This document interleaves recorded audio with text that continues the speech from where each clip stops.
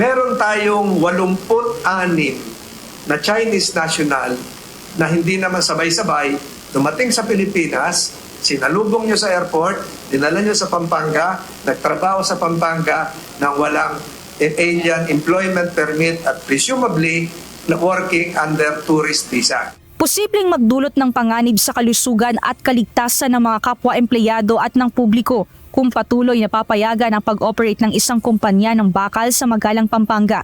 Ito ang binigyang diin ng Department of Labor and Employment kaugnay ng pag-revoke o pagkansela ng ahensya sa alien employment permits ng 6 na Chinese national na may kaugnayan sa Shuangxing Steel Incorporated. Kasunod nito, agad ring inilipat ang kanilang records sa Bureau of Immigration para simulan ang deportation proceedings. Binigyang diin ni Labor and Employment Secretary Francis Tolentino ang mabigat na issue ng illegal foreign labor matapos matukoy na may mga manggagawa na direktang pinapasok sa bansa mula sa mainland China nang walang kaukulang legal na dokumento o employment permit. Ito yung sinasabi na dumating na lang, sinundo sa airport, pumunta ron, nagkaroon na lang ng AEP.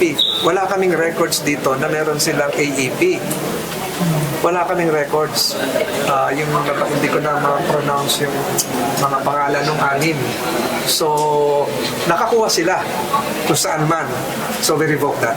Pinangangambahan rin ng ani ay panganib sa kalusugan at kaligtasan dahil sa posibleng presensya ng nuclear waste at radioactive materials sa pasilidad. Natukoy rin ng ahensyang walang naipakitang employment records ang kumpanya at hindi umano nito naibayad ng tama sa mga empleyado ang overtime at holiday wages.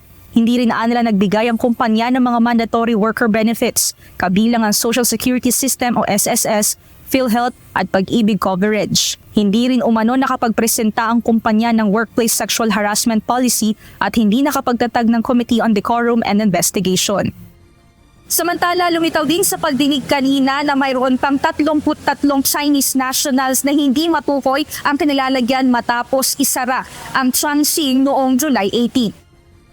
Hiniling ni Secretary Tolentino sa kinatawan ng kumpanya na tulungan ng gobyerno na matukoy kung saan ang nasa 33 Chinese nationals, lalo na't may pangamba rin ng ahensya na posibleng na-expose sa radiation ang ilan sa mga ito. So para mapadali po ito, pwede ba matulungan nyo kami to locate, to find their whereabouts? Kasi unang-una, natatakot ang Department of Health na baka may sakit na rin ito ng radiation. Gusto rin natin sila matulungan. Yes. Ang tanong po, nakakahawa?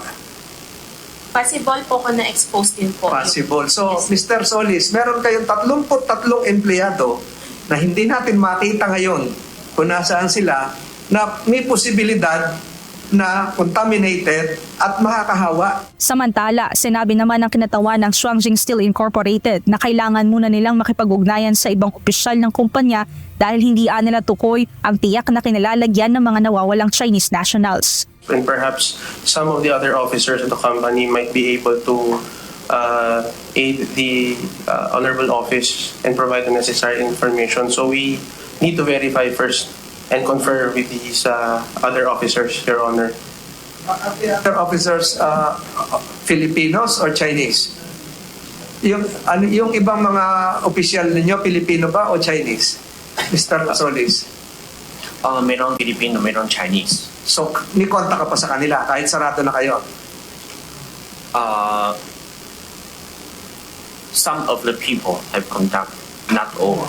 Sa ngayon, patuloy ang pakikipag-ugnayan ng DOLE sa mga kaukulang ahensya ng gobyerno para i-profile ang workforce at kumpirmahin ang kanilang mga record at alamin kung may apektadong manggagawa. Mia Alonso, UNTV News and Rescue. Diyos ang aming sandigan, serbisyo publiko ang aming pinahahalagahan.